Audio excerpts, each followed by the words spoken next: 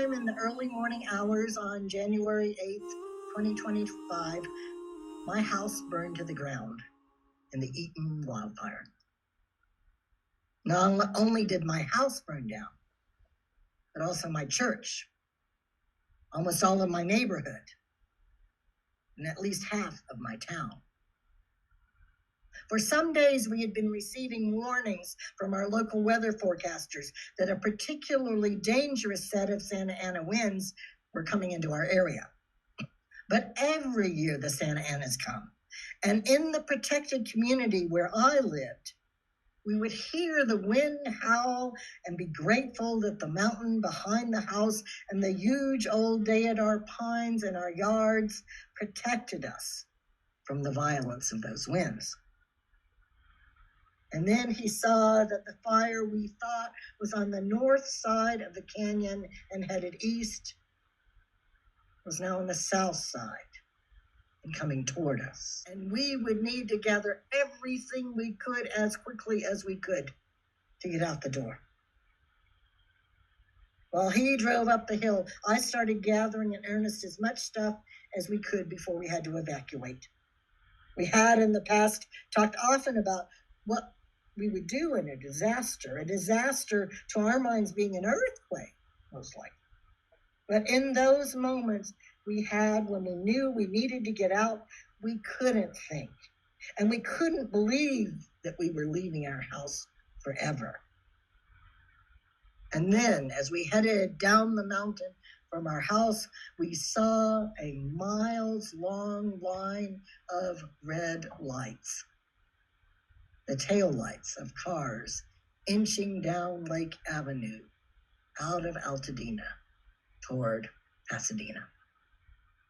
By noon, as we were grabbing a lunch in a restaurant 10 miles from our house, surrounded by other people who'd been evacuated, still hoping against hope our houses had survived. Then our next door neighbor emailed us a video of his house and our house, both of which were clearly completely lost.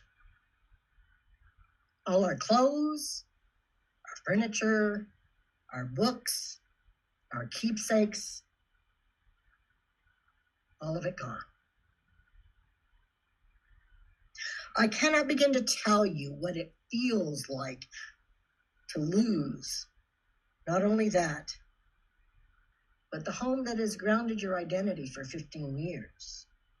I cannot tell you how it hurt to know we would never again listen to the owls that perched and called from our neighbor's tree, or watch the squirrels do acrobatics from our upstairs deck, or listen to the raccoons romping and carousing in our backyard. Even after 40 years as a clergy person, sitting at bedsides, praying with those who'd lost loved ones, there are things I didn't really understand about grief until now. All of the talk of acceptance is a misnomer. Some things in life, some losses, we are never meant to accept, only to learn to live with. I live with the loss. I am able to do so because of the love of family and friends, the kindness of strangers, and a profound sense of having been visited by angels during the first hours of this ordeal. God, who could not prevent the fires, the God who could not save my house or my town, has never left me.